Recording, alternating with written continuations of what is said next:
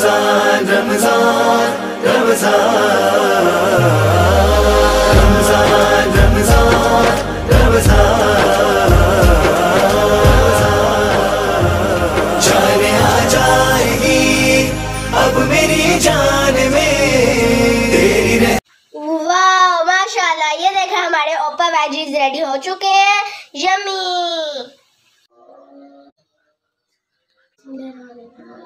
अस्सलामुअलैकुम, welcome to Pakistani food and life. जैसे कि आप देख रहे हैं, आज हम ओपा फ्राई करेंगे। ये बस रेडी टू कुक है। ये बहुत क्रिस्पी और झटपट रेडी हो चुके हैं।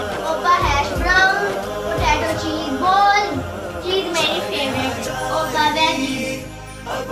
तो सबसे पहले हम ओपा वेजीज ट्राई करेंगे।